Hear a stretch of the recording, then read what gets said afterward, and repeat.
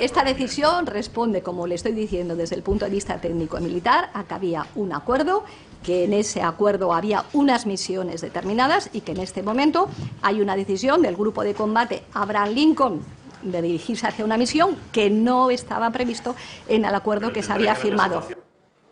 Buenas tardes y bienvenidos a la redacción abierta. Margarita Robles, ministra de Defensa en funciones. Lo estaba explicando, ha sido una de las noticias del día. La fragata española Méndez Núñez ha sido retirada de ese grupo de ataque conformado por el portaaviones Abraham Lincoln de los Estados Unidos a propósito de la escalada de la tensión de las relaciones entre Irán y Estados Unidos. El gobierno de España, sin embargo, ha argumentado que se trata de una decisión técnica, no se trata de una decisión política, es lo que ha dicho Robles, la titular de Defensa, y que, bueno, pues que a los primeros que han comunicado esta decisión, lógicamente, es al gobierno de los Estados Unidos, que se trata de una interrupción temporal y provisional, una decisión técnica, como decimos, porque se sale de los márgenes legales pactados con Washington hace 2 años, sostiene el Ejecutivo, que preveían sobre todo una formación de los militares españoles, una capacitación y también una conmemoración del 5º centenario de la vuelta al mundo. Por tanto, cuando el Pentágono ordenó que ese grupo de combate se dirigiera al Golfo para meter presión sobre Irán,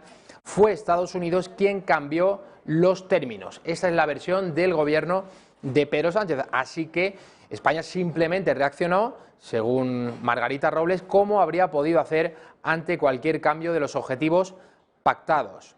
Según Robles, Estados Unidos no se lo puede tomar de ninguna manera porque estaba previsto, no se lo puede tomar mal, y que sostiene la titular de Defensa que tenían un acuerdo concreto y determinado que no contemplaba entrar en una misión que ha decidido de manera unilateral los Estados Unidos, el gobierno de Donald Trump, y sobre lo que el gobierno de España no tiene nada que decir, porque España es un socio serio, sostiene Robles, y fiable en el marco de la UE y de la OTAN.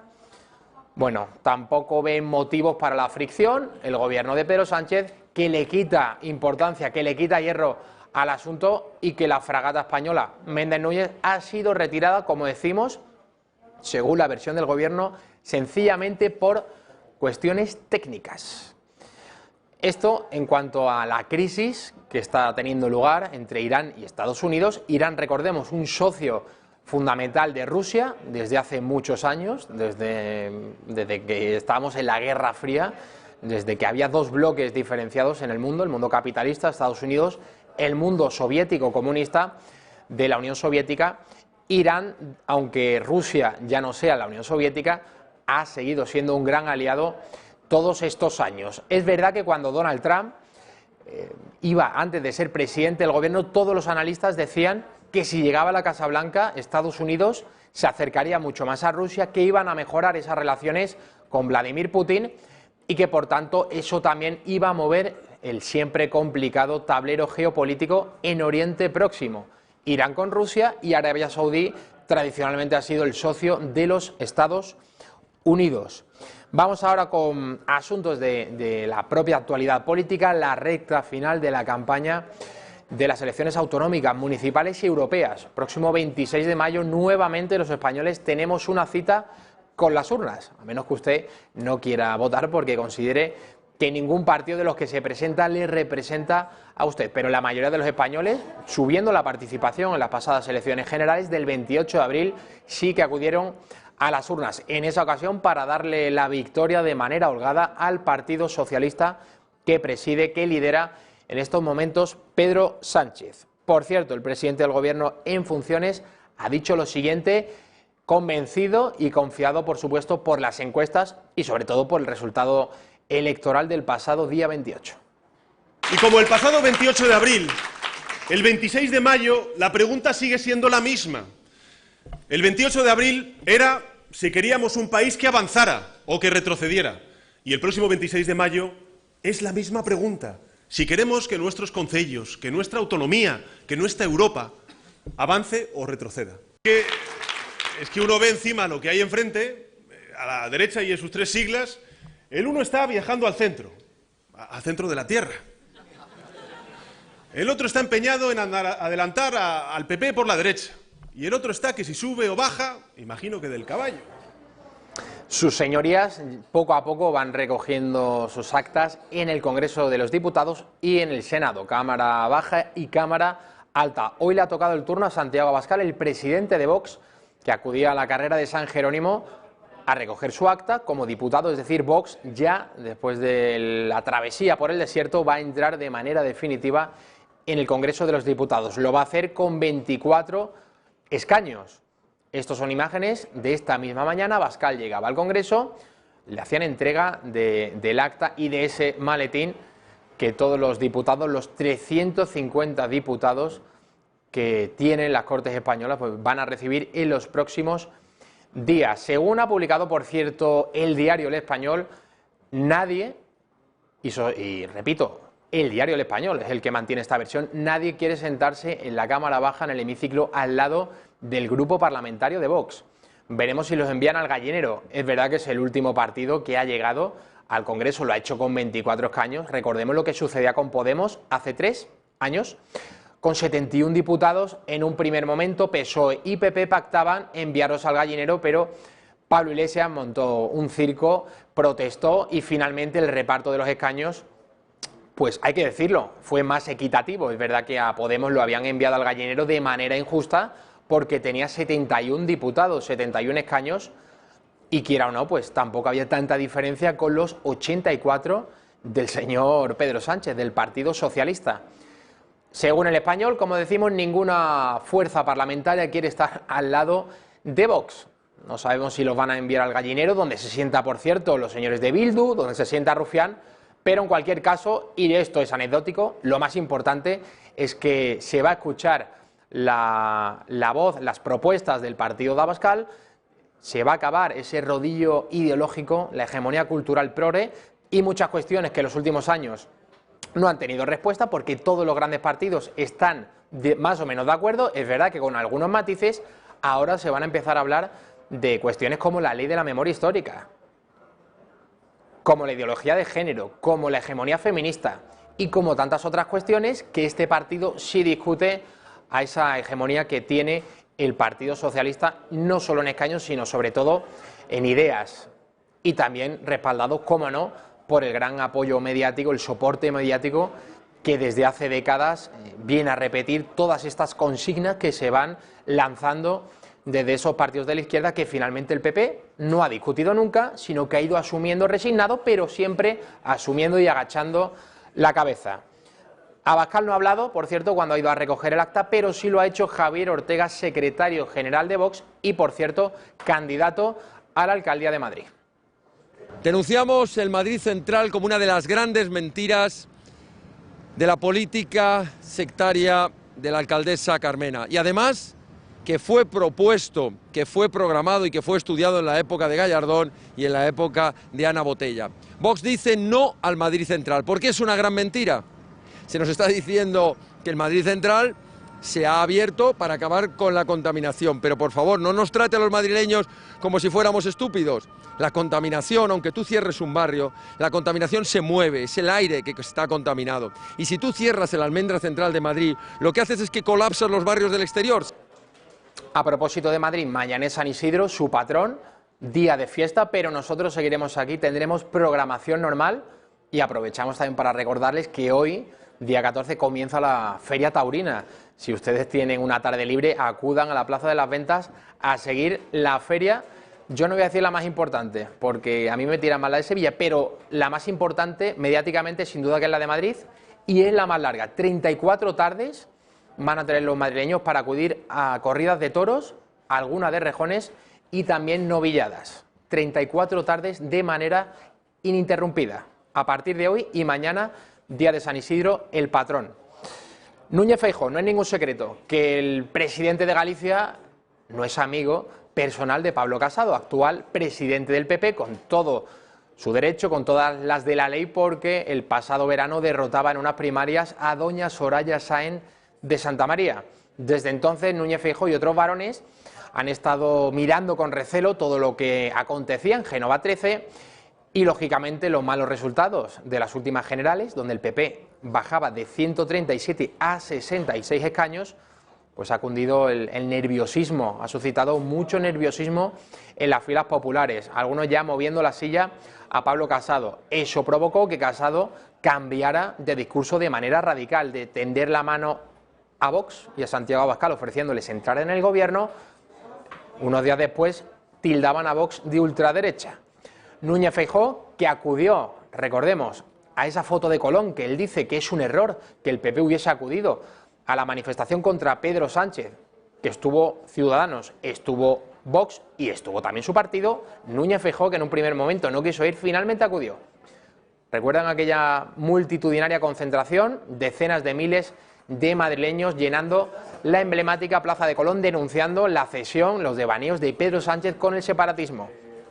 Les recordaba Pablo Casado ayer, por cierto, al Núñez Feijóo, que él estuvo en Colón. O sea, que eso de ahora a toro pasado criticar esa foto es sin duda un tanto oportunista. Vamos a escuchar lo que ha dicho el presidente gallego sobre las próximas elecciones europeas.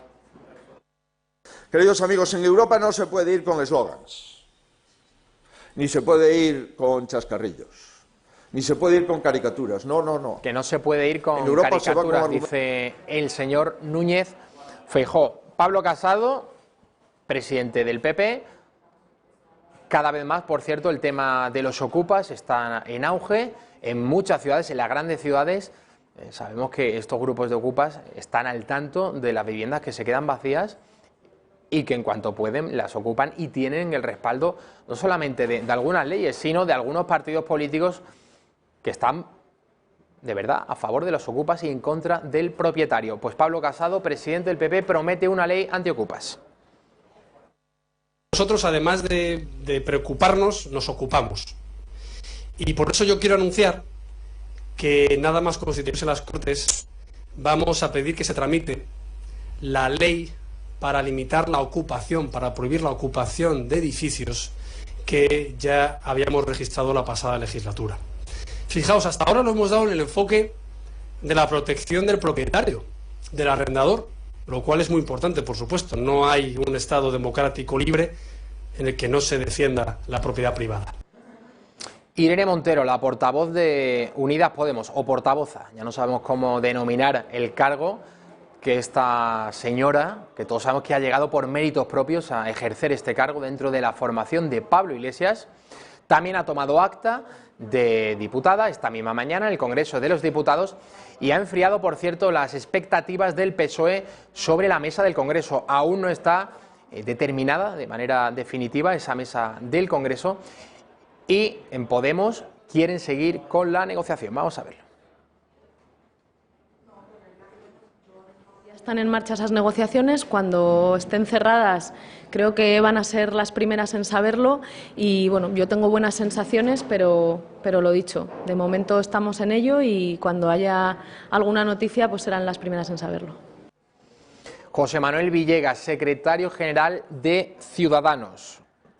Ya hemos escuchado en los últimos días decir a Albert Rivera que aunque el PP Casado tenga más escaños que Ciudadanos, PP 66, Ciudadanos 57, que eso no le arroga a Pablo Casado ni al PP la autoridad de líder de la oposición, que eso es algo, no sé si decir de cuestión de ánimo, un estado de ánimo que sin duda Rivera salía reforzado de las últimas generales, no así el PP porque sufría una caída abrupta, pero en Ciudadanos el hecho es que están repitiendo este mensaje de que son ellos los que van a estar enfrente del gobierno de Pedro Sánchez. Esto de verdad habrá que verlo después del 26 de mayo porque no lo vamos a descartar que Ciudadanos en última instancia no es que vaya a entrar en el gobierno de Pedro Sánchez, pero que el día del debate de la investidura, el día de la votación, no es descartable que Ciudadanos se pueda abstener para que el PSOE forme un gobierno en solitario sin que entre Podemos. Vamos a ver a Villegas.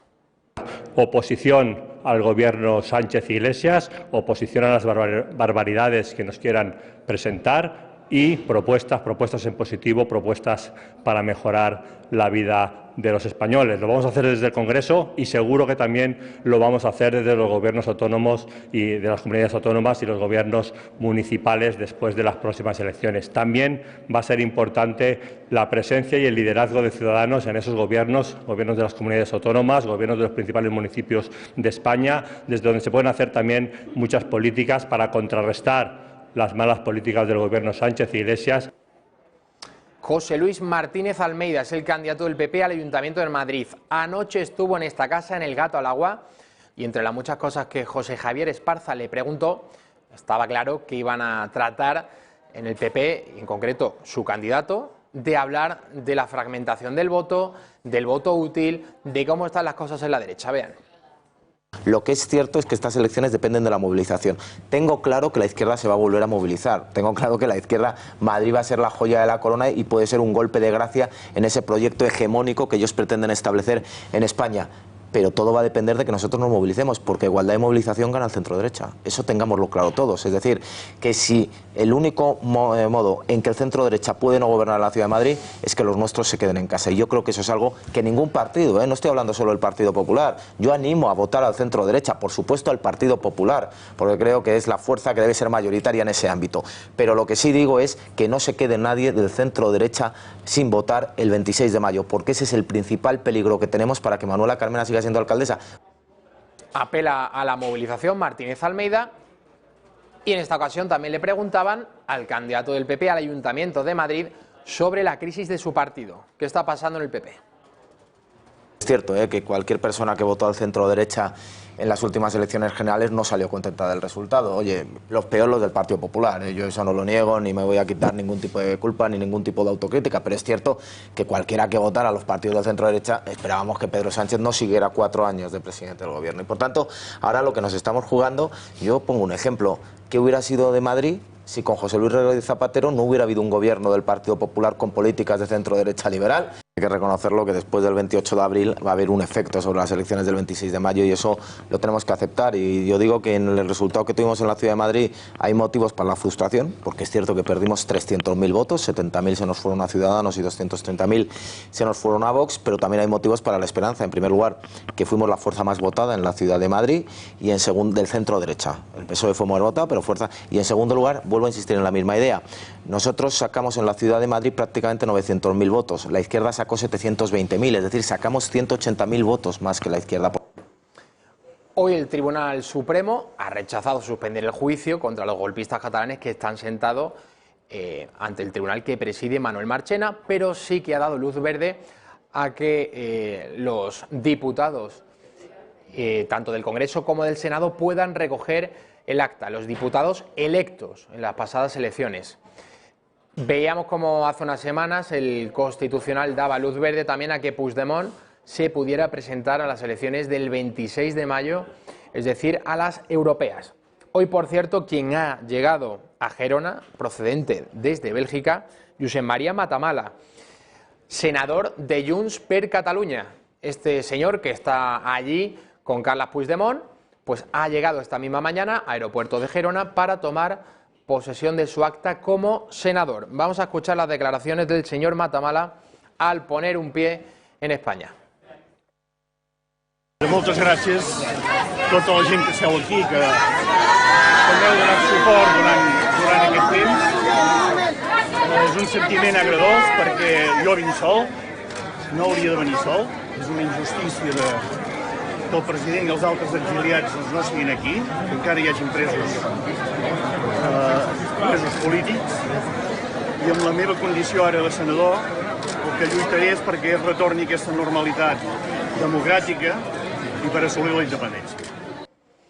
El prófugo de la justicia, Carles Puigdemont, el que era presidente de la Comunidad Autónoma Catalana, se ha dirigido a sus simpatizantes y al resto, yo creo, de españoles a través de las redes sociales, a través de Twitter, por la llegada del señor Matamala a Gerona para tomar posesión de su acta como senador de las Cortes Españolas. Esto es muy curioso, estos señores que se quieren independizar, que luego somos nosotros los que les pagamos el sueldo. No sé si podemos ver el tuit de, ahí está, de Carles Puigdemont, celebrando la llegada de Matamala. Bienvenido de vuelta a Cataluña, en tu casa, con los tuyos. Gracias infinitas por todo lo que has hecho hasta ahora y lo que harás a partir de ahora. Mucha fuerza, viva Cataluña. Tenemos que contar también, y luego lo vamos a analizar, profundizaremos con Pepe García Saavedra, sobre la última del señor Torra, del presidente de Cataluña, que quiere extender las embajadas que sigue teniendo que sigue teniendo Cataluña, las embajadas que va teniendo por todo el mundo, pues quiere extenderlas a Hispanoamérica, a Asia y África. No le vale al pancatalanismo con tener embajaditas por toda Europa, sino que ya quiere hacerlo en todo el mundo, Asia, África y también Hispanoamérica. Esto da una medida de cómo están las cosas. Desde la llegada de Pedro Sánchez, pues el señor Torra, después de que se levantara el 155 con la convocatoria de las elecciones autonómicas en Cataluña en diciembre del 17, esto lo propició Mariano Rajoy, luego la moción de censura cuando Sánchez echa a Rajoy, carta blanca para que sigan con su proyecto de llegar y de alcanzar la independencia de Cataluña. Luego nos extrañamos de que se sientan fuertes para convocar un referéndum ilegal e ilegítimo, pero el caso es que el señor Torra y todo el secesionismo y el separatismo catalán siguen con su plan adelante. Ellos no lo esconden. Quieren la independencia de Cataluña, proclamar una república catalana, y esto es una medida diplomática que está encauzada y que responde a este mismo objetivo.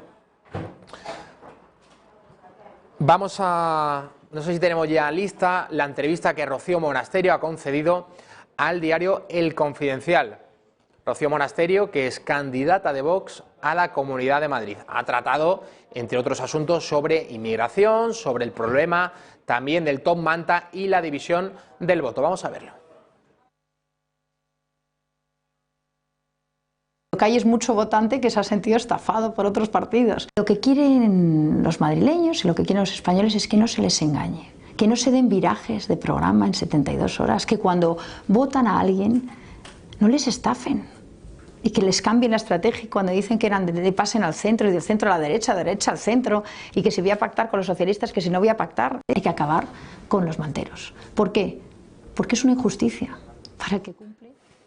Iván Espinosa de los Monteros, que también hace unos días estaba aquí en esta casa, en El Gato al Agua, es el director de la campaña de Vox para estas elecciones autonómicas, municipales y europeas del próximo 26 de mayo.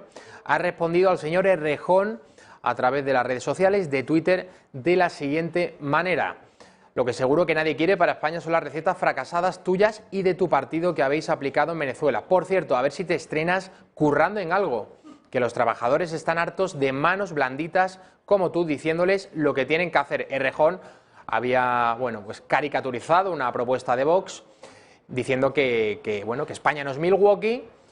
Entonces Iván Espinosa de los Monteros, que además es el vicesecretario de Relaciones Internacionales del partido, respondía a Errejón de la siguiente manera: Josep Borrell, ministro de Exteriores en funciones. Borrell no va a repetir en el próximo gobierno de Pedro Sánchez. Borrell se va a Europa, es el cabeza de lista, el cabeza de cartel del PSOE para las próximas elecciones europeas, hablando de la inmigración, del recelo que está suscitando la inmigración ilegal, no la ordinaria, sino la ilegal, en muchos países de Europa. Los problemas de la migración, que para mí es el más peligroso disolvente que amenaza a la Unión Europea. No los emigrantes, yo no he dicho que sean los emigrantes, he dicho el problema de la inmigración y la percepción que de ello tienen las sociedades europeas es la más poderosa amenaza a nuestra Unión, más grave incluso que lo que fue la crisis del euro. A propósito de Venezuela, seguimos con esa grave crisis en el país sudamericano, país hermano de España. La pasada madrugada llegaban de manera intimidatoria señores del SEBIN y también grupos encapuchados, desaltados, armados, para intimidar al embajador español, la residencia del embajador español en Caracas, en la capital venezolana. Estaban durante horas en la puerta y sin duda que crecía la tensión. Recordemos que dentro de esa embajada de la española está el señor Leopoldo López, que hace una semana Juan Guaidó lograba liberarlo, estaba ya en arresto domiciliario después de la condena de 13 años de prisión del chavismo impuesta hace ya unos años. Está protegido, como decimos, por la diplomacia española, y de vez en cuando van los esbirros del chavismo a tratar de amedrentar no solo al propio López, sino también al embajador español. No ha llegado a mayores el asunto, pero Marlaska, por cierto, ministro de Interior, se ha referido a esta cuestión. Las medidas y el Cuerpo Nacional de Policía, que es en este caso quien está desplegado en la ciudad de Madrid, en la capital, toma siempre las medidas de seguridad necesarias y precisas y proporcionales atendiendo a las circunstancias, ni más ni menos.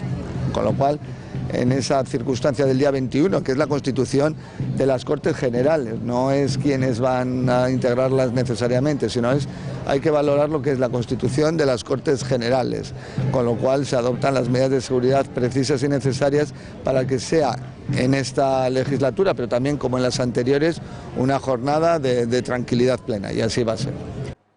Bueno, estas declaraciones de Grande Marlaska, ministro del Interior, se referían a la constitución de las Cortes. Nos vamos a marchar a la publicidad. Volvemos enseguida. Tendremos a Fran Tenorio. Como todos los martes, abrimos nuestra sección de coaching para emprendedores. Hoy, orientados a tratar de aprender, de avanzar en la importancia de las redes sociales para esas nuevas empresas. No se lo pierdan.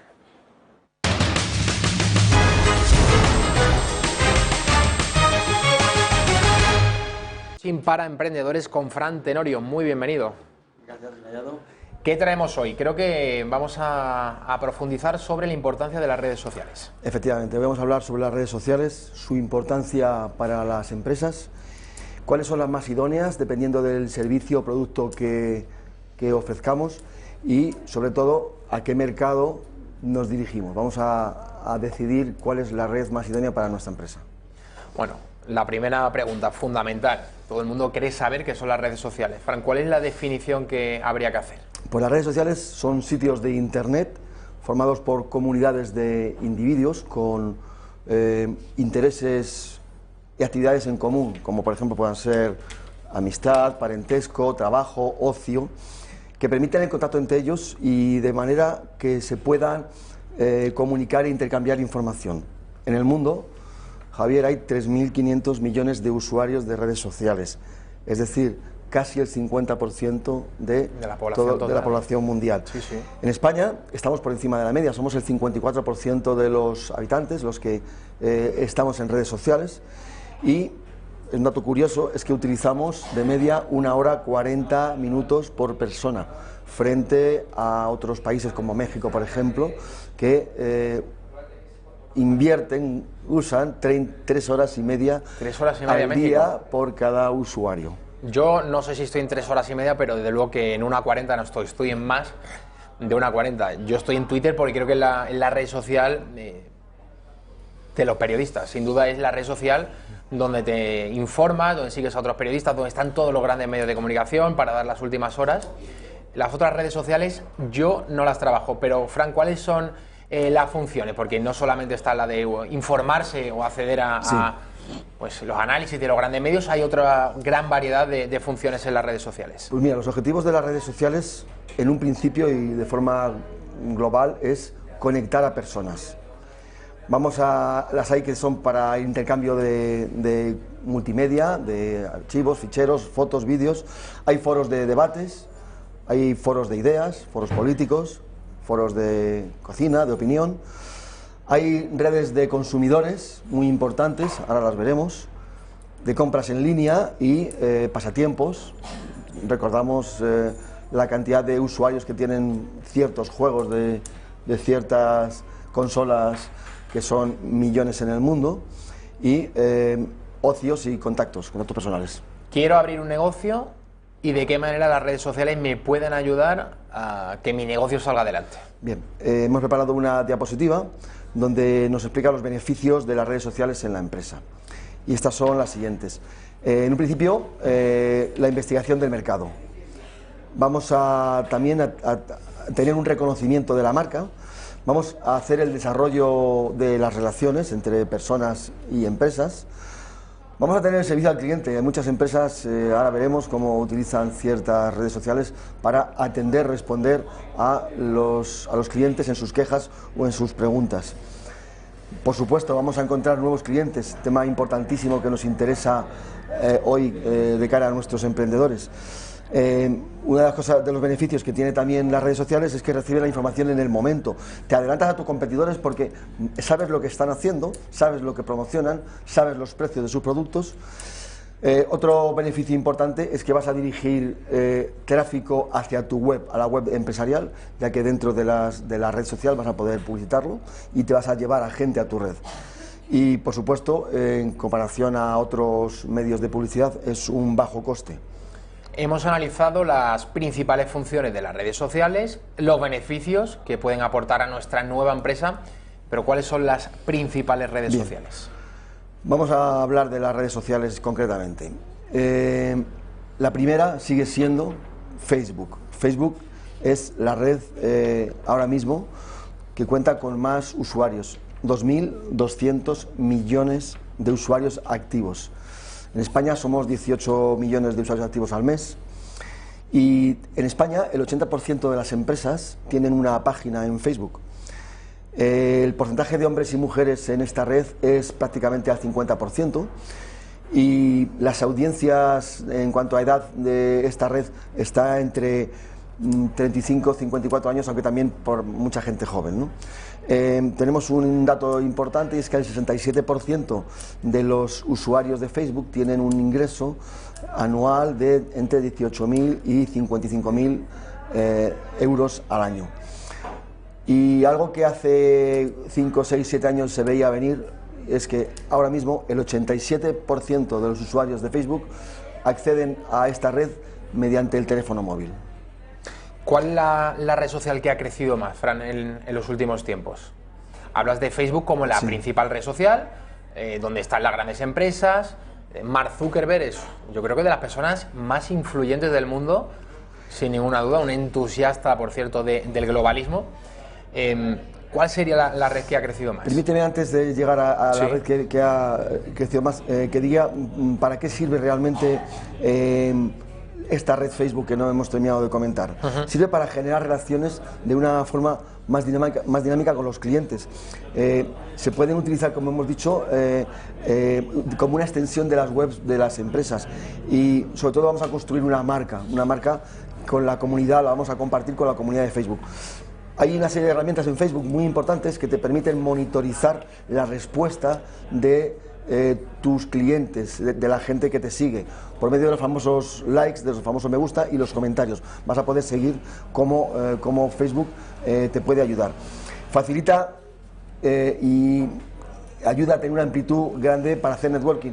Y una cosa muy importante para nuestros empresarios, y es la siguiente: vamos a poder segmentar a quién le podemos ofrecer nuestra publicidad.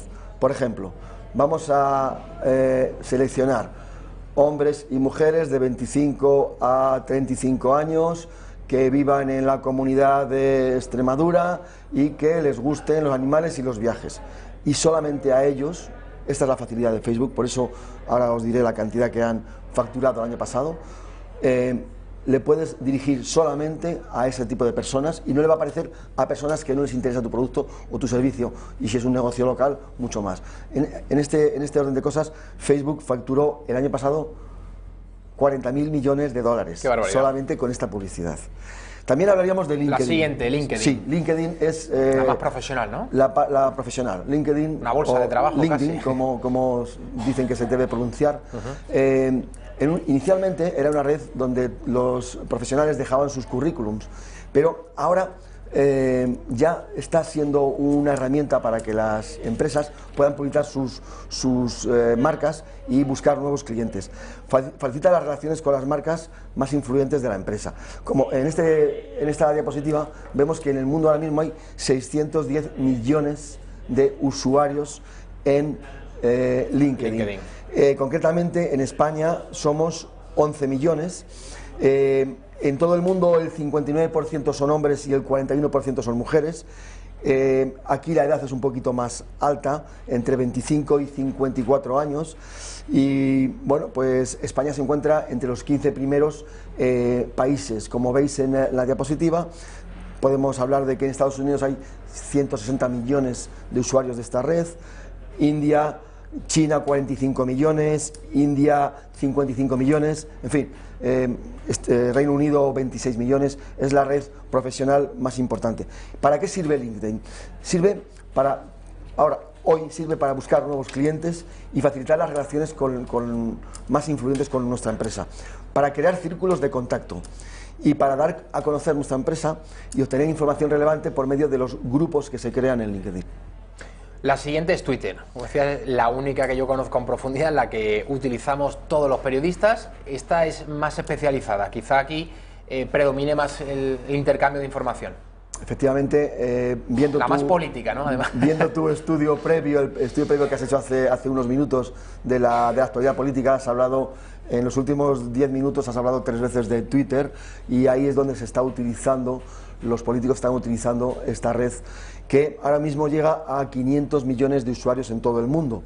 Es excelente para generar conversaciones entre marcas, como puede ser un producto, como puede ser un partido político, y sus seguidores. Al principio solamente se podían escribir 140 caracteres, ahora ya tenemos hasta 280 caracteres y como los tweets que has comentado antes, ahora mismo hay 65 millones de tweets, que son los mensajes que se envían por Twitter, que hoy se van a generar.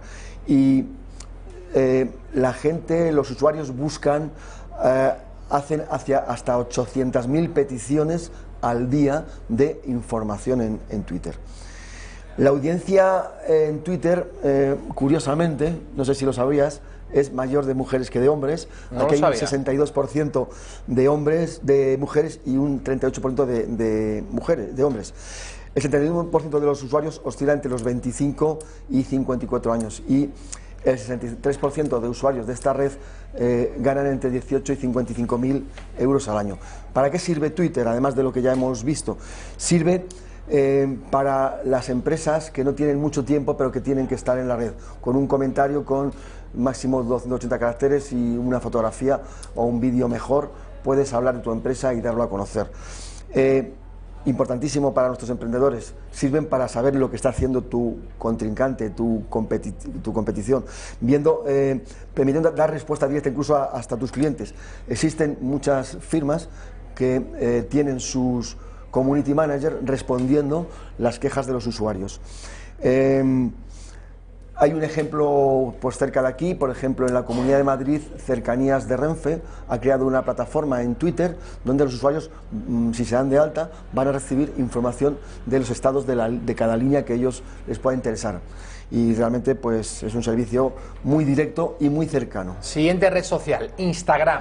Yo no estoy en esta red social, pero la puedo definir o denominar como la red social del postureo, ¿no? Aquí se muestra más el lado más personal, ¿no? De ocio.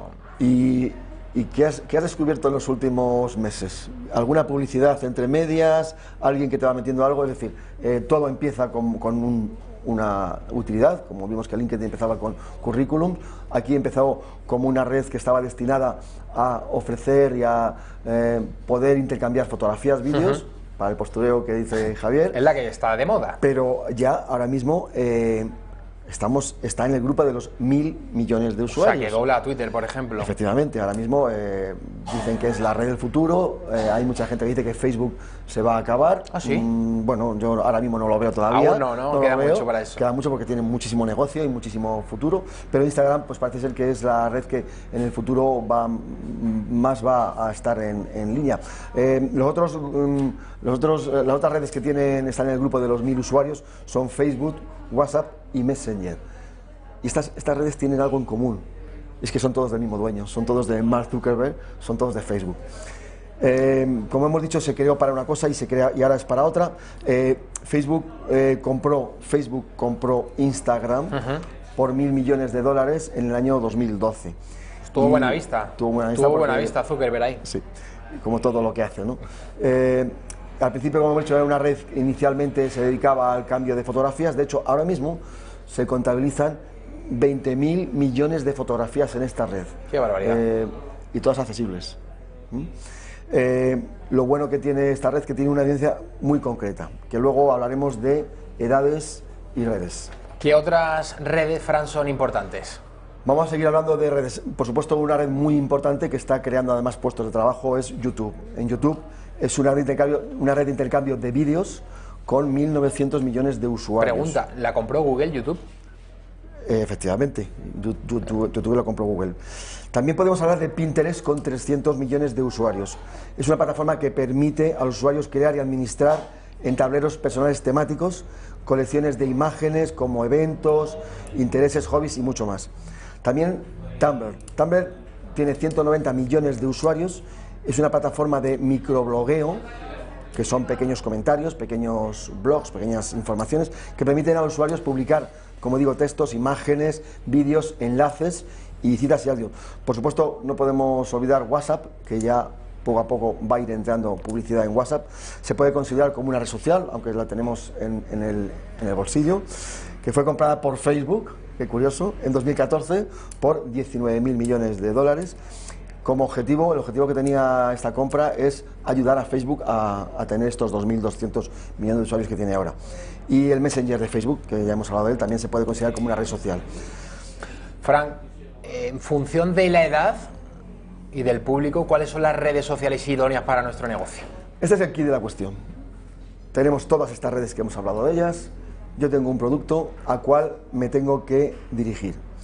Vamos a ver una imagen donde vemos las redes, qué número por edades de usuarios tienen. Mira, veamos que Facebook tiene, el 29% de los usuarios de Facebook tienen entre 25 y 34 años.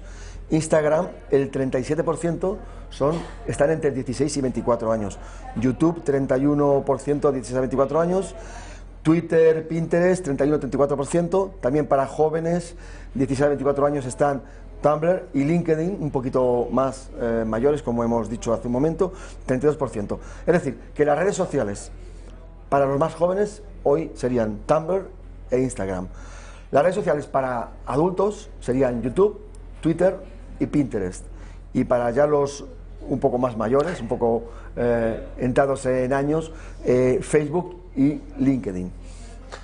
Fran, ¿cuál sería la mejor hora para publicar? Porque sabemos que si uno publica un mensaje, la difusión del mismo va a depender de la hora en la que nosotros queramos mandarlo. El problema que tienen en esas redes sociales es que todas, prácticamente todas, se basan en un tablero donde aparecen las noticias y luego aparecen muchas más, y la tuya puede quedar muy abajo. Entonces, conviene saber cuál es la hora de máxima audiencia de cada red. En las siguientes decos vamos a ver que Facebook nos dice que la mejor hora es de 12 a 14 horas y los mejores días los miércoles y los jueves. No quiere decir que los demás días y horas no sean buenos, pero aquí es donde mejor va a poder llegar tu producto. Pasamos a la deco de Instagram, donde vamos a poder ver que las mejores horas para publicar en Instagram es a las 21 horas, a última hora del día, y a mediodía, sobre todo a las 3:30. Y los mejores días para publicar en Instagram son lunes, domingos, viernes y jueves. Pasamos a la deco de Twitter para ir ya acabando, y los mejores días para publicar en Twitter son todos los días de la semana, los lunes de 3 a 4:30, de 3 a 5 martes, los miércoles a las 19 horas, y los jueves a mediodía y a las 20 y a las 22, y los viernes a mediodía.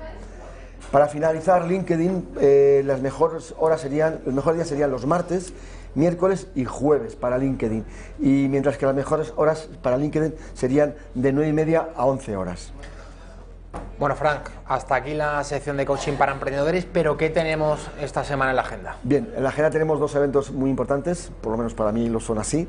Este próximo jueves, 16 de mayo, hay una reunión de emprendedores en un sitio que hasta ahora no había reunión de marketing por referencias, de networking BNI, y es en Valdemoro. De 16 a 18 horas habrá una reunión informativa. El próximo lunes, día 20 de mayo, está la sesión mensual de la comunidad de empresarios Ascentive, y en esta ocasión hablaremos de la imagen. Pues Fran Tenorio, muchísimas gracias por, yo creo que esta interesante explicación. Hemos profundizado y analizado las distintas redes sociales, cómo funcionan y cómo le pueden ayudar a usted a su nuevo negocio. Nos vamos a la publicidad, a la vuelta. Pepe García Saavedra.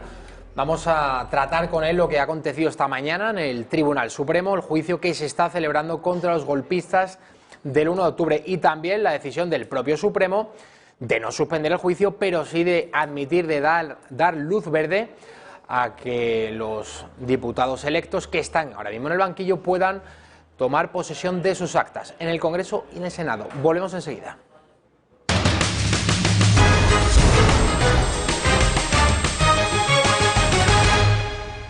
Siete menos 10 de la tarde, seguimos en la redacción abierta con Pepe García Saavedra. Muy bienvenido. Buenas tardes, Javi. Periodista, verdadero experto en todo lo que acontece en Cataluña y más en concreto en el juicio que el Tribunal Supremo está celebrando contra los líderes golpistas del 1 de octubre de 2017. Antes de eso, recordar, Pepe, que el Supremo ha rechazado suspender el juicio, pero ha dado luz verde a que los que están ahora sentados en el banquillo que han sido electos puedan tomar cargo de su escaño, ya sea en el Senado o en el Congreso de los Diputados. Sí, hay 5, que son Jordi Sánchez, Rull, Turull, Romeva y Junqueras. Todos van al Congreso excepto Romeva, que va al Senado, y efectivamente les ha autorizado el Supremo a ir el día 21 a la constitución de las Cortes, tanto Congreso como Senado, y lo que van a hacer allí es jurar o prometer la Constitución, y seguramente que meterán alguna coletilla, algo de la represión y todo este rollo, y con las mismas que llegan al acto se vuelven otra vez a prisión. El Congreso ya está preparando. Tú date cuenta que ese día se va a elegir la mesa del Congreso, con lo cual la actual mesa, Ana Pastor, va a dejar de ser presidenta del Congreso. Pero lo que está queriendo es dejar atados todos los cabos y dejando todo preparado para que esto se lleve pues lo más normalmente posible. Se sabe que van a llegar al garaje de la carrera de San Jerónimo, van a subir sin esposas, van a ser custodiados por la Guardia Civil hasta la entrada dentro de las instalaciones, del hemiciclo, que en el hemiciclo no va a haber absolutamente ningún policía ni Guardia Civil, y bueno, pues allí ¿Y estarán los medios de comunicación? Los medios de comunicación, lo que pasa es que los medios, no sé si entrarán o será la señal o la señal parlamentaria, la verdad que no lo sé, pero vamos, que vídeos, imágenes y de todo lo que ocurra ahí va a haber. Volvemos, Pepe, a lo que decíamos cuando el Constitucional daba luz verde a que Puigdemont se presentase a las elecciones europeas. Al final los jueces aplican la ley vigente. Y muchos españoles no entendían cómo es posible que unos señores que están acusados de rebelión, de sedición, estén sentados, o malversación, están sentados en el Tribunal Supremo y están en unas listas electorales. Esto no ha infringido ninguna ley. No, y además hay un precedente de toma de posesión de la condición de diputado de un parlamentario de Rivas Tasuna en el 89, fue absolutamente igual. Lo llevaron desde la cárcel, allí participó en la sesión plenaria y con las mismas se volvió para la cárcel, pero es lo que dices. La cuestión es que, bueno, van a durar como diputados prácticamente nada, porque hasta el propio reglamento del Congreso ya prevé que los diputados que estén en prisión que no están todavía con una condena en firme, ya se les suspenda de sus funciones. Y la ley de enjuiciamiento criminal lo que dice también es que a todos los que estén procesados en firme por un delito de rebelión y se encuentren a su vez dentro de la cárcel, también se les suspenderán de sus cargos, y luego ya cuando llegue la sentencia, si es que son condenados, pues serán ya inhabilitados. Pepe, el senador Matamala, que está en Bélgica con Carles Puigdemont, ha puesto un pie en España. Lo ha hecho en Gerona, aeropuerto de Gerona.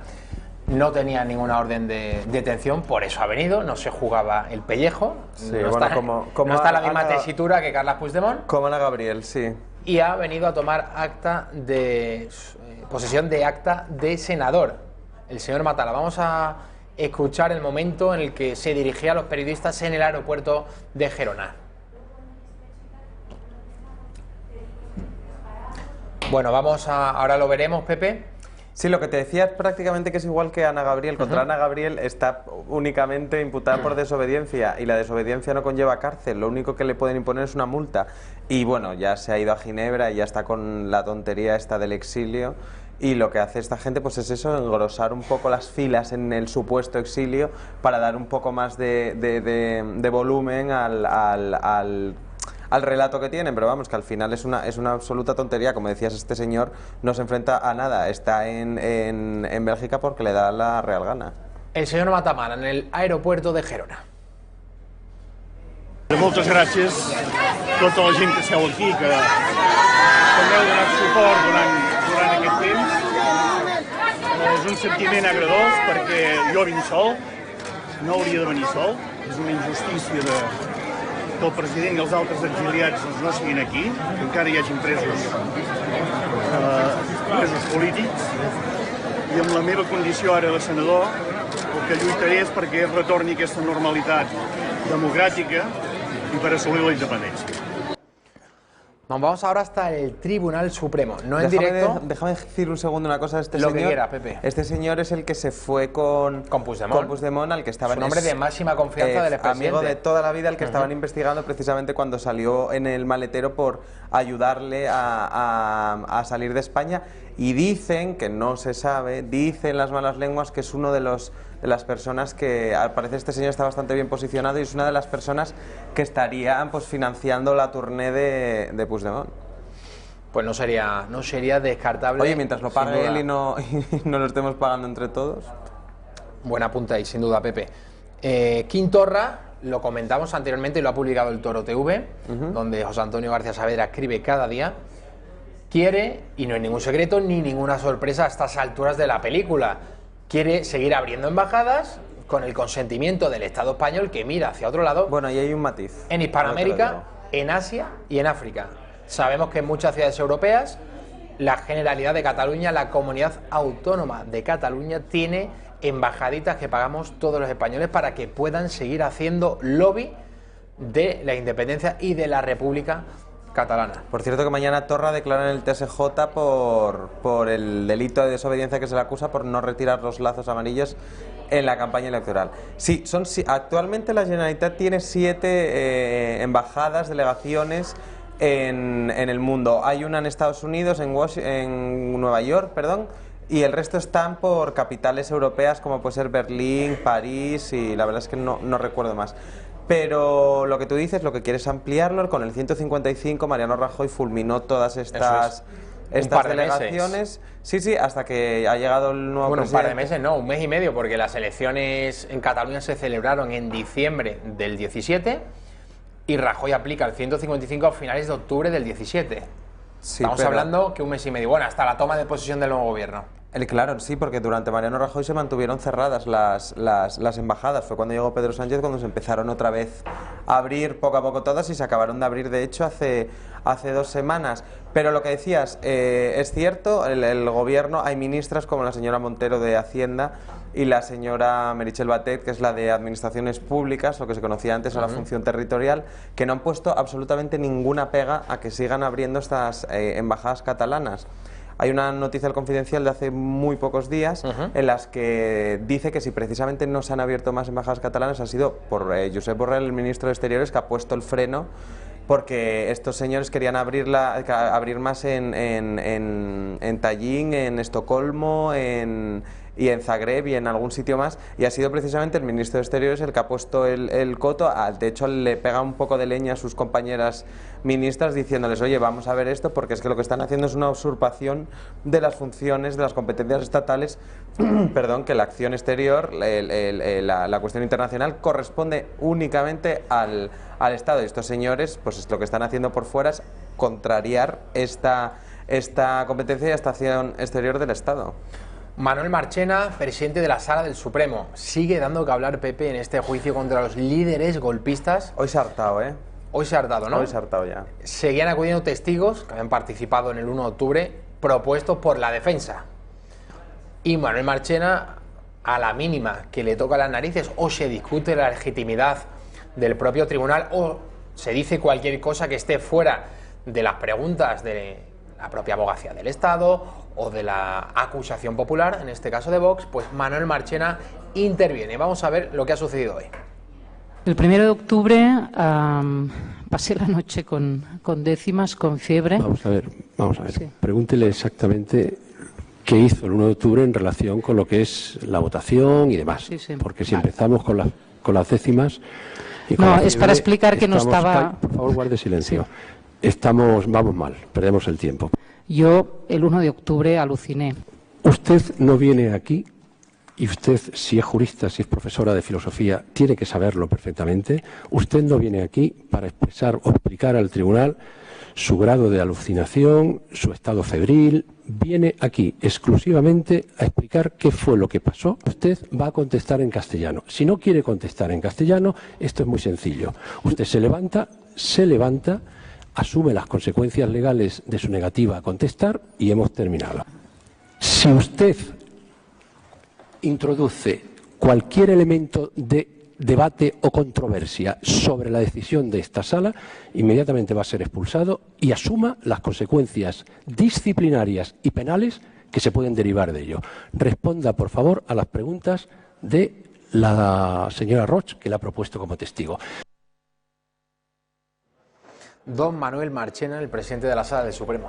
Normalmente siempre tiene un poco de mano izquierda y se le ve medio sonreír cuando pues, con alguna bromilla con algún abogado de los acusados y tal, pero es que hoy se ha hartado. Pero es que no solo él, no sé si te has fijado las caras del resto del tribunal, que son en total 7, están hartos y hoy de hecho se han quejado formalmente y han dicho que las actuaciones, bueno, las declaraciones de estos testigos propuestos por Cuixart y las intervenciones de la defensa de Cuixart, que es que ha sido lamentable. Dicen que es que era una auténtica broma y ya se están empezando a hartar.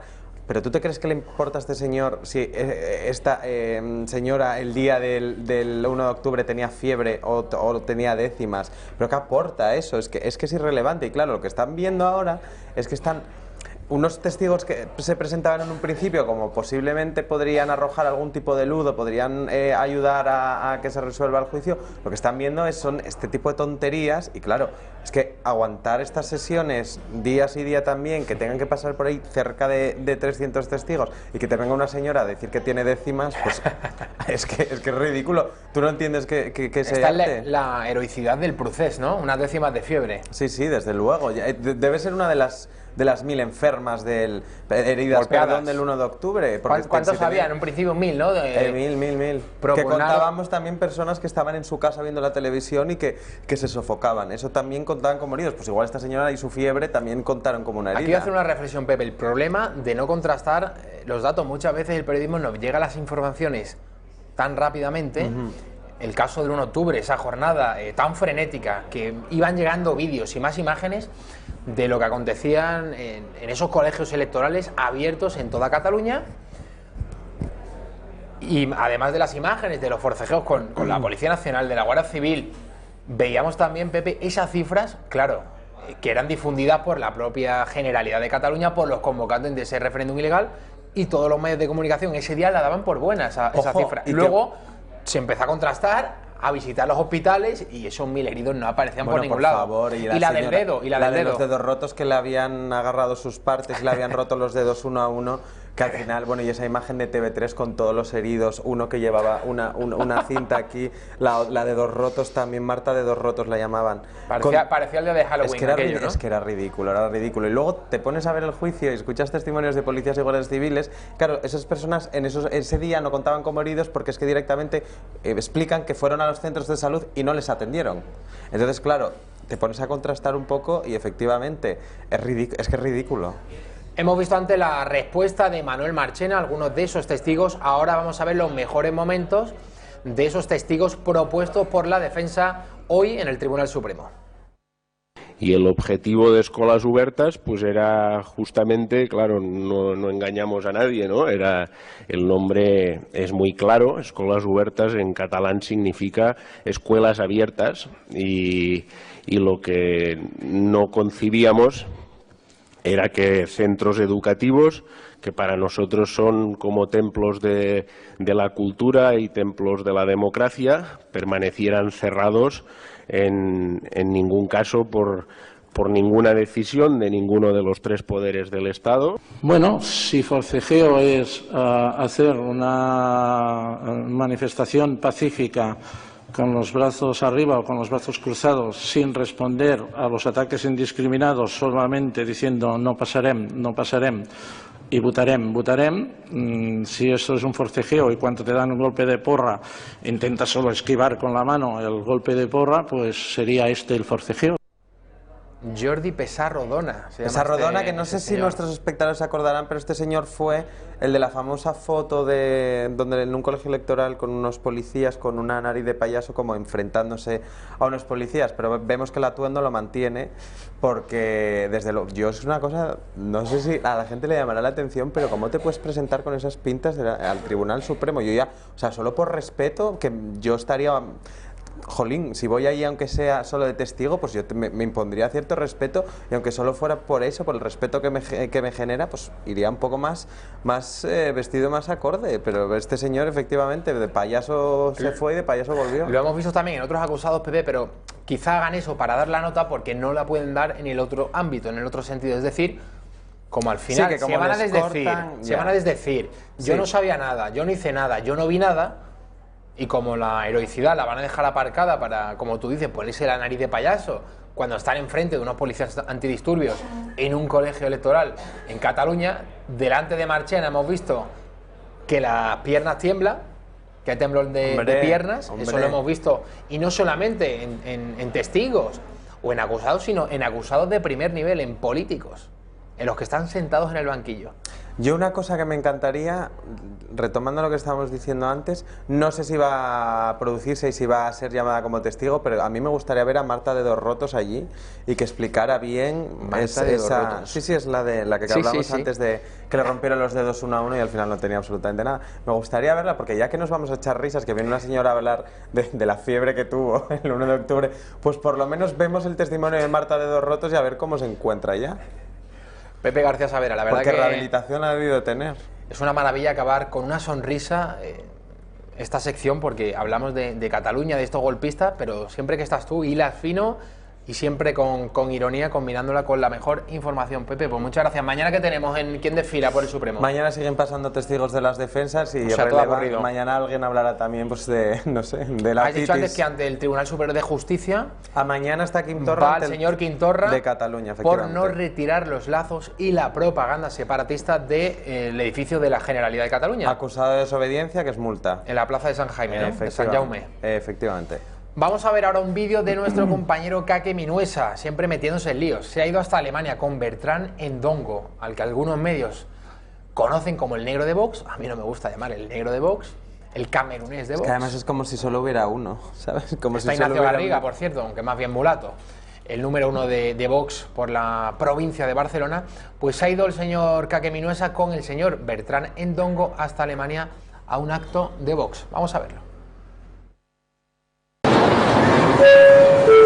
Preview. Your attention, please. Please do not Vox en Múnich, en Alemania, en negro. Claro, tenemos aquí a compatriotas que tienen una pequeña asociación de gente de Vox y me llamaron para venir a apoyarles en un encuentro que iban a hacer hoy y aquí estoy. Y destaco lo de negro porque dicen que Vox es un partido racista. Lo dicen los racistas, eso es así, lo dicen los racistas que te ponen caldo en las redes por ser negro de Vox y se extrañan, en noticia, o sea, un negro no tiene derecho a ser de derecha. Un negro no tiene derecho a ser de derechas. Eso es lo que en España es así, no hay por dónde cogerlo.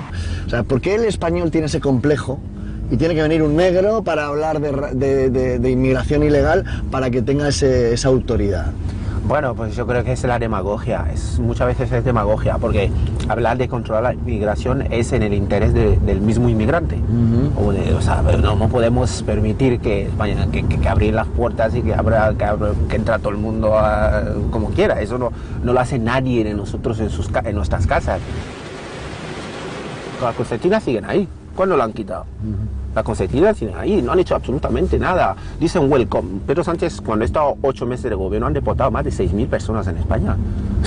Es para preguntarle, ¿eso lo ha hecho Vox? ¿Esto lo ha hecho la izquierda? Son 6.000 personas que han sido deportadas, por tanto deberían de explicar este tipo de cosas a los inmigrantes. No, viene Vox, te van a echar, viene Vox, te van a echar. Pero vamos a ver.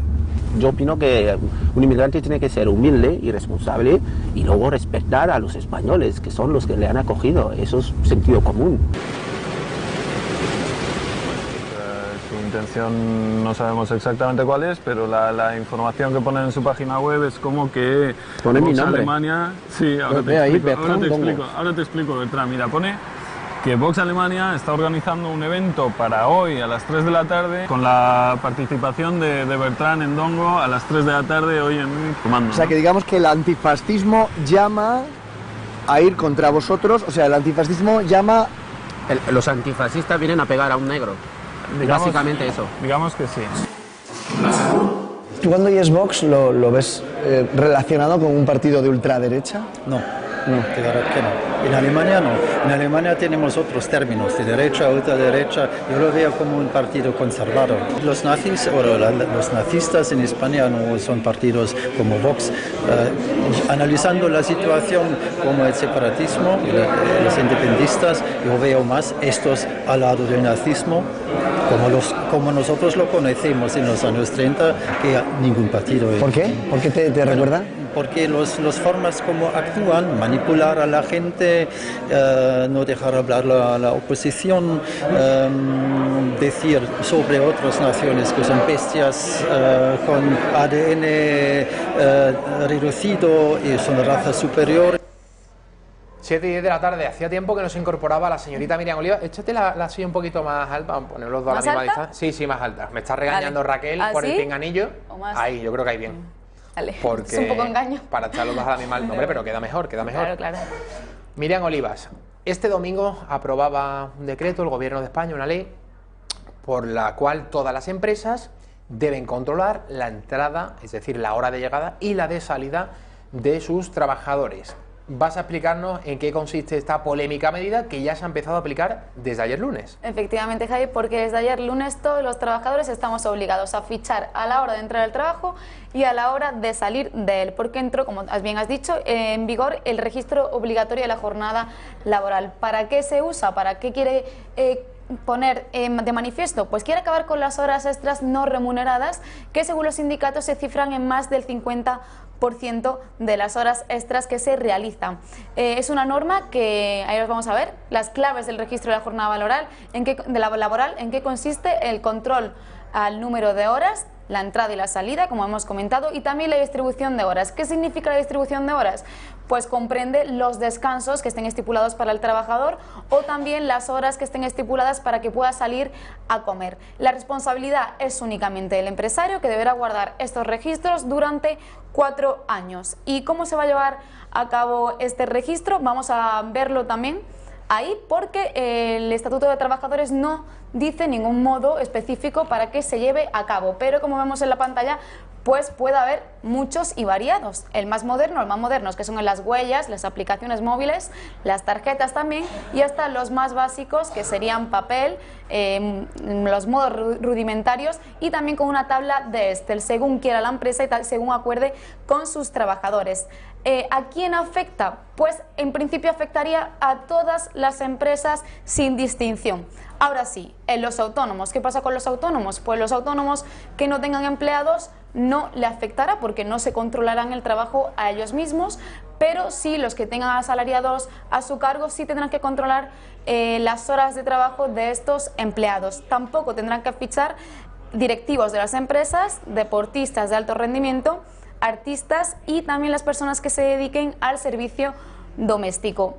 ¿Habrá multas? Esta es la pregunta del millón, lo que todo el mundo piensa, ¿no? Siempre que entra en vigor alguna ley, pues sí habrá multas, esa es la respuesta, y multas que ascenderán desde 626 euros hasta 6.250 en función de unas variables que no sabemos todavía. Pregunto, Miriam, entiendo que las multas siempre van a ser para la empresa y nunca para el trabajador. Efectivamente, la responsabilidad, como decimos, Javi, recae únicamente sobre la empresa. El trabajador no tiene nada que ver.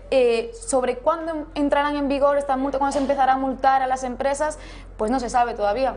Javi, esto es un poco como Madrid Central, no se sabe un poco, parece que el gobierno sí va a ser un poco más flexible, estas primeras semanas está siendo más flexible, pero no ha puesto una fecha límite para fijar. Y como decía, muchas dudas, porque también hay muchos interrogantes que vamos a verlos ahí.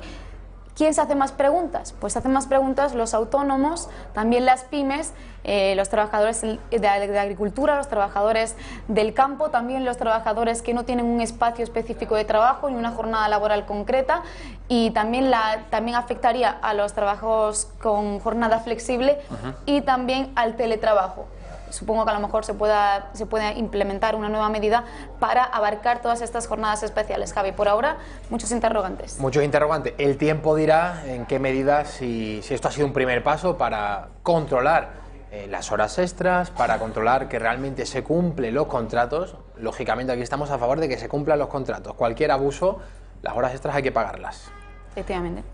Otro caso será, como ha comentado Miriam antes, las pymes y otros sectores que es más complicado este tipo de registros. Pero bueno, el tiempo dirá si esta medida ha sido un acierto o no. Pues Miriam Oliva, muchísimas gracias por arrojar algo de luz y de explicarnos en qué consiste esta medida recién aprobada. Muchas gracias a ti, Javi, un placer. Nos vamos a la publicidad. A la vuelta va a estar Raquel Tejero, periodista de OK Diario. Nos va a contar la entrevista que le ha realizado a una ex senadora de Podemos. Esta señora ha sido muy crítica con la formación de Pablo Iglesias, analizando algunas causas que han propiciado la caída en escaños de Unidas Podemos. Sostiene esta señora, que se llama Celia Cánovas, que todo empezó cuando el señor Iglesias quiso convertir Podemos en Izquierda Unida. A la vuelta, no se lo pierda, lo vamos a analizar con Raquel Tejero.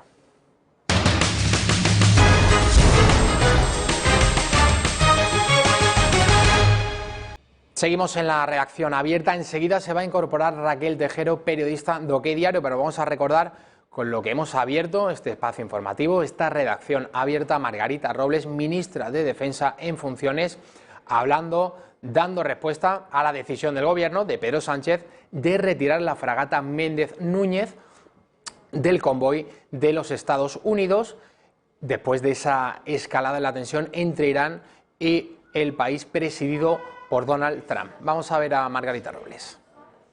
Esta decisión responde, como le estoy diciendo, desde el punto de vista técnico y militar, a que había un acuerdo, que en ese acuerdo había unas misiones determinadas y que en este momento hay una decisión del grupo de combate Abraham Lincoln de dirigirse hacia una misión que no estaba previsto en el acuerdo que se había firmado. Pues ya está aquí con nosotros Raquel Tejero, periodista de OK Diario. Vamos a saludarla en primer lugar. Raquel Tejero, muy bienvenida. Bueno, muchas gracias, buenas tardes. Hace no mucho tiempo entrevistaste al presidente de los Mossos Constitucionalistas, Ángel Gómez, y hemos conocido que ha sido expedientado por conceder una entrevista a vuestro medio. Sí, bueno, ha sido expedientado por eso. Además, al día siguiente salió en Intereconomía, aquí con vosotros, en el informativo. Y bueno, salió unos días antes de las protestas generalizadas en Cataluña del 21 de diciembre. A mí me concedió una entrevista unos días antes, fue muy amable conmigo, la verdad. Y bueno, hizo unas declaraciones diciendo simplemente lo que pensaba, que era que este tipo de huelgas cada vez se están volviendo más agresivas y que podría incluso haber muertos. Entonces... Raquel, se habla mucho cuando se conoce esta noticia, ¿no?, de que han expedientado al mozo presidente de esta asociación constitucionalista, del mozo también que expedientaron en mitad de una manifestación, creo que fue en diciembre, cuando el Consejo de Ministros, el gobierno de Pedro Sánchez decidió celebrar allí el Consejo de Ministros. Convocaron los grupos independentistas manifestaciones violentas que, obligaron a intervenir a los agentes antidisturbios de los Mossos de Escuadra, y en un momento de tensión, en una trifulca, uno de estos agentes le dijo: la República no existe, idiota, o algo así le dijo. Idiota, sí, además era un agente forestal, o sea, era otro funcionario del gobierno catalán. Y expedientaron a este señor por hacerle un comentario en mitad de esos momentos de tensión con un separatista que le estaba increpando, que no hacían caso a las indicaciones que le estaban haciendo los policías en esos momentos tan tensos, y por esto le abrieron un expediente. Otra cosa, Raquel, es, por cierto, no me acuerdo ahora el nombre, del líder de los Mossos separatistas, que Albert Donaire. Albert Donaire, efectivamente, que bien te lo sabes. Que este señor, de manera pública, quiere romper la ley. Recordemos que los Mossos de Escuadra se rigen por la ley española y están cobrando su sueldo gracias a los impuestos de todos los españoles. Claro, bueno, dos cosas. Una cosa que quería aclarar es que, bueno, los Mossos de Escuadra, como cualquier cuerpo policial, tienen un departamento de asuntos internos que está bastante siempre en la picota por el hecho de que, de que parece que siempre favorecen a los mismos, y es a los que van un poco a favor de la independencia. Entonces, los Mossos constitucionalistas, que simplemente cumplen su trabajo, se enfrentan a unas normas muy diferentes a las que se enfrenta, por ejemplo, Albert Donaire, que todos los días en sus cuentas de Twitter y de Facebook... Nos da los buenos días con un lazo amarillo, prácticamente. Eso es, sí. y cosas peores, porque en algunas ocasiones, bueno, ha insultado mucho a medios de comunicación, al vuestro no lo sé, a OK Diario lo ha hecho en varias ocasiones, o sea que... Eso es el caso del señor Donaire. Raquel Tejero, además de analizar la actualidad catalana, también está encima de lo que acontece en Podemos o en Unidas Podemos. No sé cómo referir ya cuando tituléis en OK Diario al partido de Iglesias. Decir bueno, Podemos. Yo lo sigo llamando Podemos, sí, porque es un poco lío. Como tienen tantos nombres además, aparte de Unidas Podemos, por todo el territorio español, eso, tiene muchas marcas blancas. Ahora no sé qué. Claro, entonces bueno, yo lo sigo llamando Podemos y así nos entendemos todos y no creo que al mucho mejor, así no nos vamos a liar. No creo que al partido de Pablo Iglesias le importe. Podemos ha pinchado en esta campaña. El próximo 26 de mayo se celebran elecciones autonómicas, municipales y europeas. Ha pinchado en el sentido económico. Pretendía recaudar unas determinadas cantidades que sufragasen parte de esa campaña o la totalidad de la misma. ¿Y qué es lo que ha pasado, Raquel? Que las cosas han cambiado y mucho desde lo que sucedía con Podemos en el año 2015, cuando era un fenómeno de masas y muchos españoles... Yo recuerdo que en prácticamente cuestión de días, cuando lanzaban una alerta, una campaña, necesitamos tanto dinero para sufragar el acto en no sé dónde, enseguida llegaban. Esto ahora mismo no sucede. Bueno, a nivel las generales sí que cabe recordar, es justo también recordar que recaudaron más de 1 millón, o sea que tuvieron una recaudación bastante buena. El problema ha sido sobre todo en estas elecciones municipales, autonómicas e europeas, que el dato de las europeas ahora mismo no lo recuerdo, pero creo que es de 1.000, o sea, no llega a los 5.000 euros, es una recaudación realmente baja. Y en sitios como por ejemplo en Galicia, en La Rioja, que han tenido mucho lío, donde la gente, bueno, pues ya parece que no está dispuesta a pagar, porque al final si tú estás subvencionando un partido o prestándole un dinero, quieres que responda un poco a tus intereses y parece ser que Podemos ya no responde a los intereses que respondía antes, entonces a la gente no le convence de la misma manera, claro. En las elecciones generales pasaban de 71 escaños a más de 30. Esa caída abrupta, cuidado que hay muchos que pueden decir que no fue, o sea, es una caída importante, pero que las cosas habrían podido ser mucho peores para Pablo Iglesias, que dentro de lo que cabe ha mantenido los muebles. ¿Tú compartes este análisis, Raquel? La verdad es que sí, yo pensaba que la caída va a ser un poco más grande. Es cierto que ha sido un resultado realmente malo y ellos, bueno, se han amparado en que han frenado el avance de la ultraderecha, como ellos lo llaman, por ese previsible pacto que van a tener con el Partido Socialista, bueno, que ya veremos, porque está un poco la cosa ahí en duda. Entonces, bueno, ellos han camuflado simplemente ese freno de la ultraderecha. Y han dicho, bueno, que al final ha sido un éxito las elecciones por el número de participación, que creo que eso estamos de acuerdo todos los españoles, y ellos lo que han analizado ha sido eso, que bueno, hemos sacado pocos resultados, pero hemos conseguido nuestro objetivo, que era que la derecha no entrase a gobernar otra vez. El caso es que a quien le ha beneficiado de verdad espolear y agitar el fantasma del fascismo, que vuelve Franco y todo este tipo de cuestiones con Vox, ha sido a Pedro Sánchez, ha sido al Partido Socialista. Es que Podemos, que recordemos lo que sucedía en la noche electoral del 2 de diciembre en esas autonómicas andaluzas, con Pablo Iglesias llamando a la alerta antifascista, desde entonces los medios grandes ya han hablado de Vox, no han podido omitir o esconder ese fenómeno, y quien ha pescado en río revuelto ha sido el Partido Socialista, con el voto útil. Sí, la verdad es que sí, al final Pedro Sánchez ha sacado los resultados que Tezanos decía, que eso también hay que reconocérselo. Muy a mi pesar, porque yo no me lo creí en ningún momento al señor Tezanos y a su cocina. Pues al final creo que le debemos en cierto modo una disculpa a Tezanos, porque al final ha acertado más de lo que creíamos muchos periodistas y analistas políticos. Es verdad. Pero bueno, al final Pedro Sánchez se ha beneficiado de todo eso que comentabas, y además la derecha tampoco ha estado realmente espabilada. Ciudadanos sí que lo ha estado, pero bueno, el Partido Popular ha hecho esa estrategia de intentar imitar un poco a Vox, y al final lo que ha hecho ha sido espantar a muchos de sus votantes que se han derivado a Ciudadanos, y los votantes de Vox han seguido votando a Vox.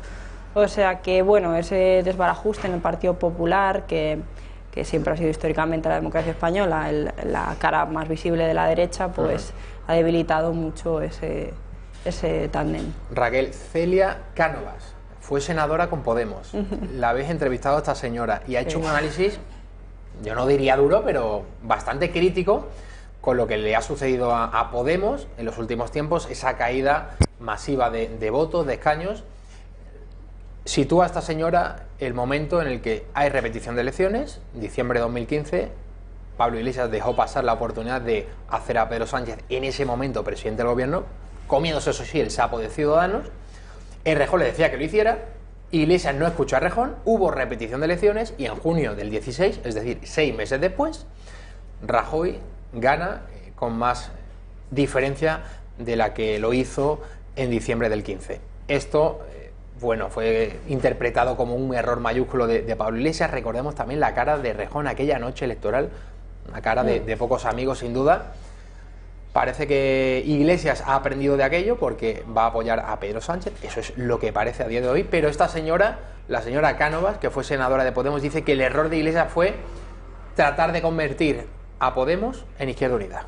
Eso es, sí, Celia siempre ha sido, bueno, no siempre, porque al principio uno está ilusionado con el partido independientemente de la ideología que tenga, y además es respetable y defendía la ideología de Podemos al 100%, pero sí que es cierto que con el avance del tiempo, según me contaba ella en la entrevista y en conversaciones previas con ellas a la entrevista, es que ha ido perdiendo la ilusión de pertenecer a un partido como Podemos, porque ha visto que, bueno, que se ha vendido totalmente a una idea comunista, según dice ella, que cree que no representa a muchos de los militantes que empezaron en 2014 con Pablo Iglesias. Vamos a ver a Celia Cánovas, ese momento de la entrevista. El resultado general de Podemos que se ha obtenido, pues no hace falta que lo diga porque es obvio, ha sido desastroso. O sea, ha sido desastroso y sobre todo me quedo con que se haya obtenido 0 senadores. Esto particularmente me ha dolido más que nada, ¿no? Y ahí es donde veo más acentuado el desastre. Podemos se ha decantado hacia hacia una ideología comunista, que no compartimos la gente que nos incorporamos hace 4 o 5 años. Pablo Iglesias, me duele muchísimo decirlo, pero es la realidad. Se ha rodeado poco a poco, ha conseguido, a base de reglamentos y de tergiversar, ¿no?, la aplicación de los estatutos, pues ha conseguido pues una serie de normativas, se ha rodeado de un equipo que forma una muralla alrededor de él y han cambiado a su conveniencia, sin consultarlo con el partido, con las bases, la ideología de Podemos inicial. Que la ideología inicial era un conjunto, es decir, Podemos la suerte que tenía era que reunía muchas ideologías, no un pensamiento único. Y esto ha sido lo que ha pasado en Podemos y yo creo que la gente lo ha percibido. Nos hemos convertido en Izquierda Unida. En Izquierda Unida no deja de ser verdad lo que dice esta señora, pero yo no creo que sea la principal causa que explique la caída de Podemos. Seguramente en el chalet encontraremos más votantes desengañados con la formación de Pablo Iglesias, Raquel. El chalet, desde luego, yo creo que ha sido su peor momento. Que lo dio también OK Diario, ¿no? Sí, lo dimos nosotros en exclusiva, bueno, en primicia, porque luego ya lo sacaron en todos los medios. Fuimos en exclusiva. Fuimos muy criticados por ella, además, porque bueno, había gente que decía que era un asunto personal, pero bueno, yo creo que está más que justificado. Era un asunto político y lo demostraron los propios Iglesias y Montero, poniendo eso como pregunta, un referéndum a la militancia de Podemos. Y ya no solo eso, en el momento en el que el tesorero de propio Podemos acompaña a Pablo Iglesias e Irene Montero a la firma de la escritura de la casa. Y bueno, efectivamente, el casoplón de Iglesias y de Irene ha sido el momento más tenso del partido y es donde ha empezado a haber más discusiones entre todos y hubo muchas críticas, incluso gente que me acuerdo, gente muy de Podemos que defendía OK Diario por haber sacado la noticia, que eso ya fue lo más sorprendente. Pero bueno, Celia critica mucho la gestión de Pablo Iglesias, sobre todo porque es una cosa que ha pasado desapercibida, pero Podemos no ha sacado senadores, entonces es un dato realmente malo. Siempre nos centramos en los diputados en el Congreso, pero bueno, el Senado está ahí como otra de las cámaras de nuestro sistema político y hay que valorar el resultado de ahí, claro. El chalet, por un lado, que se haya convertido en un partido comunista o que se haya convertido en la nueva Izquierda Unida, por otro, pero sobre todo también el fenómeno Vox, que lo ha sabido rentabilizar muy bien Pedro Sánchez, agitando ese 9% más de movilización de votantes, de participación en las pasadas elecciones generales, 28 de abril, confiando el voto a la izquierda, es decir, a Pedro Sánchez. Esas tres cuestiones, esos tres factores explican la caída de Pablo Iglesias. En relación al ayuntamiento, ahí Podemos no tiene nada que hacer, la marca es la de Manuela Carmena, ahora Madrid, perdón, Más Madrid, ahora Madrid era la marca con la que concurrió en 2015, hace 4 años, Manuela Carmena en el ayuntamiento, pero Íñigo Errejón con Más Madrid en la comunidad, y ahí se las va a tener tiesas con Isabel Serra de Unidas Podemos. ¿Quién va a sacar más, Unidas Podemos o Errejón en la comunidad? Yo creo que Podemos va a sacar. ¿Podemos? Creo que sí. Creo que hay mucha gente que piensa que Errejón va a ganar, pero sí, que es un traidor, pero creo que al final el aparato de Podemos es mucho más potente por el momento que Errejón. Es cierto que Carmena está dando ese impulso a Errejón, sí, que podría servir para suavizar un poco la izquierda en la Comunidad de Madrid y en el Ayuntamiento de Madrid por parte de Carmena, y puede servir de empujón, pero yo todavía no le veo suficientemente fuerte como para vencer a Serra, que además es una candidata bastante querida dentro de los militantes de Podemos. Creo que han elegido bastante bien. Pero vamos, ya veremos lo que pasa, porque esto una semana es una cosa, otra semana es otra. Raquel, sé que has estado recientemente de vacaciones, pero no sé si has estado al tanto de las acusaciones, el cruce de declaraciones entre Isabel Díaz Ayuso, candidata del PP a la Comunidad de Madrid, y Isabel Serra, la candidata de Podemos a la Comunidad. Le decía ayer Serra a Díaz Ayuso que era la amiga del conseguidor de Púnica, y esta le respondía que había quemado cajeros. ¿Esto es tal cual? Bueno, creo que ambas han aprovechado un poco el espacio mediático que tienen ahora para hacerse esos ataques. El problema que tenemos ahora en España, tanto a nivel autonómico, municipal como en general, es que estamos convirtiendo la política en una política de espectáculo. Entonces, cuanto más fuerte sea la declaración, más vas a salir en los medios de comunicación, y parece que eso da resultado luego en las urnas. Entonces, estamos alimentando un poco ese monstruo de la política del espectáculo, y tanto Serra como Ayuso, que también ha hecho varias declaraciones polémicas por su parte y ha hecho muchas declaraciones que han tenido mucho espacio en medios, pues al final le quieren sacar rentabilidad. Raquel Tejero, periodista de OK Diario, muchísimas gracias por estar con nosotros. Muchas gracias a vosotros. Nos vamos a publicidad. A la vuelta, Alex Navajas, no se lo pierdan. Hay besos de cine, persecuciones de cine, malos de cine, y de la mano de Viajes El Corte Inglés llega ahora Verano de Cine, la última superproducción que promete arrasar este año. Viajes por todo el mundo con los protagonistas que tú prefieras, familia, amigos, pareja. El caso es disfrutar a tope de tus vacaciones de verano viviendo experiencias de cine que te harán sentir como una auténtica estrella. Reserva por solo 60 € y paga hasta en 10 meses. Y si encuentras un precio mejor, te lo igualan. Además, podrás contar con el asistente de Google en tu viaje, ya que por reservas de más de 1000 € te regalan un Google Home Mini. Prepara tus palomitas, porque este verano va a ser un auténtico espectáculo con el Verano de Cine de Viajes El Corte Inglés. Consulta condiciones de esta promoción.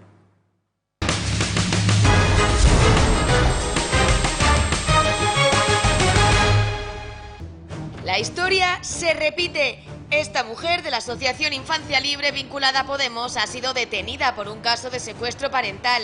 Se trata de Patricia González. Desde hacía casi 2 años su exmarido no tenía noticias de la hija en común de 10, a quien se había llevado a esta casa en la Sierra de Madrid, en La Cabrera, donde la tenía sin escolarizar ni relacionarse con ningún otro niño. Patricia denunció a su exmarido por abusos sexuales a la hija en común, después de que él la denunciara a ella 2 veces en una semana por no dejarle verla. Se archivaron las diligencias, el forense aseguró que la menor estaba condicionada. Fue entonces cuando Patricia pasó a formar parte de Infancia Libre, la asociación dirigida por María Sevilla, quien a finales de marzo fue arrestada por un caso cortado por el mismo patrón. Ahora las dos están acusadas de secuestrar a sus hijos y de denunciar falsamente a sus exparejas. Intentamos buscar datos sobre su asociación, queremos investigar un poco más sobre Infancia Libre, pero es casi imposible. Su página web bloqueada, su Facebook hace días que no tiene publicaciones, sus datos de contacto no nos facilitan las comunicaciones, parece que hayan querido desaparecer del mapa, nada sabemos sobre su financiación. Pero si nos remontamos 2 años atrás, febrero de 2017, Podemos registra junto con la Asociación Infancia Libre una batería de preguntas al Gobierno relativas a los datos estadísticos por abuso sexual infantil intrafamiliar. Aquí podemos ver cómo la asesora de la formación, María Sevilla, participa activamente en el Congreso mientras su propio hijo se encontraba secuestrado en su propia casa. Hoy, la candidata de Unidas Podemos a la presidencia de la Comunidad de Madrid, Isabel Serra, ha admitido que su grupo ha mantenido reuniones con la Asociación Infancia Libre. Nos hemos reunido en diversas ocasiones con la Asociación Infancia Libre, como está en los medios de comunicación. Eso no quiere decir que las personas de Infancia Libre sean nuestras asesoras. Combatir desde las instituciones el abuso sexual infantil es una tarea prioritaria para todas las instituciones, pero desde luego que lo es para un proyecto como el de Unidas Podemos. Serra ha hecho mucho hincapié en señalar que van a seguir escuchando a Infancia Libre.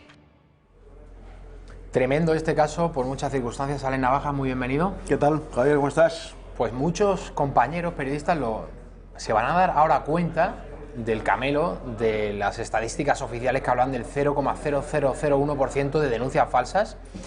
Este periodista del diario El Mundo, que sufría denuncias falsas, le acusaba a su exmujer de haber abusado de su hija pequeña. Nada menos. La exmujer se había saltado el régimen de visitas, no quiso entregarle cuando correspondía un domingo la hija a este señor, periodista del diario El Mundo, Daniel se llama. Él ya pone esa denuncia. ¿Cuál es su sorpresa? Que le llaman desde los juzgados de Plaza de Castilla que tiene una denuncia por abusar de su hija. A partir de ahí no sabe nada. Poco después, desde octubre del año 2017, no sabe nada de su mujer, que secuestra a la hija, y han estado en un pueblo, La Cabrera, un pueblo de la Sierra de Madrid, donde ha mantenido, como digo, a la niña sin escolarizar, alejada del mundo. Y bueno, pues al final la policía ha dado con esta señora, con Patricia, porque María Sevilla, la que fue asesora de Podemos, hace unos meses un caso idéntico. Se había llevado a su hijo y había denunciado de manera falsa a su expareja, que se había quedado también sin conocer el paradero de su hijo. Un caso tremendo y que pone a la luz de verdad este mundillo de ideología de género y de estos chiringuitos feministas, porque esta señora, María Sevilla, preside, como ha explicado muy bien Patricia Tenorio, nuestra compañera en este vídeo, la asociación esta de Infancia Libre, que se dedica a asesorar a mujeres para que hagan este tipo de tropelías, secuestrar a sus hijos. Dios las cría, ¿verdad? Y ellas se juntan, parece. Has dicho lo del tema de la mentira de estas estadísticas, del 0,001, etcétera, etcétera. Pero yo te añadiría más. Los 25.000 niños desnutridos, que la misma noche en que, bueno, pues Carmena se hizo con el poder en Madrid, no que ganara las elecciones, porque no ganó, sino que quedara, que se hiciera con el poder en la Comunidad de Madrid, desaparecieron, ¿no? 25.000 niños desnutridos. Nadie ha visto ninguno de estos niños, gracias a Dios, pues no sé, rebuscando en el cubo de la basura, en las calles de Madrid. Eso no ha visto nadie. Sin embargo, los hay. Hay 25.000 niños, o había 25.000 niños desnutridos. Eso desapareció absolutamente. Entonces, ¿cuántas veces se utilizan este tipo de técnicas de inflar cifras cuando no inventarlas directamente? Y es lo que está pasando aquí, con lo que ha pasado con Infancia Libre, ¿no? Entonces, y además, mira, fíjate, es que recuerdo recientemente hablando con un agente de la Guardia Civil, especializado sobre todo en temas de violencia de género. Y él, bueno, está de paisano, en una comida estábamos hablando, y yo le pregunté por este tema. Le digo, oye, vosotros, ante un tema como una ley que es claramente injusta, porque está tratando de modo distinto a dos personas por el hecho de ser de género distinto, ¿cómo actuáis o cómo lo veis? Y dice, mira, yo sé, o sabemos, bueno, no lo dijo yo sé, sabemos que evidentemente muchas de las denuncias son falsas. Dice, es muy curioso que muchas veces ocurren pues un sábado por la mañana, un domingo por la mañana, entre un chico y una chica jóvenes, que a lo mejor han estado la noche anterior de fiesta, han mantenido relaciones sexuales o lo que sea, y al día siguiente, pues por lo que sea, pues a lo mejor la chica se siente mal o tiene un cargo de conciencia y denuncia al chico. Y es muy recurrente. Y entonces, bueno, pues ese chico automáticamente pasa la noche en el calabozo. O sea, la primera noche en el calabozo no se la quita a nadie, ¿no? Es decir, nos hemos cargado la presunción de inocencia. Esa es el espíritu de la ley contra la violencia de género. Claro, es que hacer del varón no presunto inocente, sino directamente culpable. Claro, entonces automáticamente yo sería el primero que, si fuera al revés, también me parecería mal. Es decir, si hay un hombre que denuncia a una mujer y automáticamente esa mujer pasa la noche en el cuartelillo, oiga, vamos a ver, hay una presunción de inocencia. No, es que como usted es hombre, pues ya le presuponemos.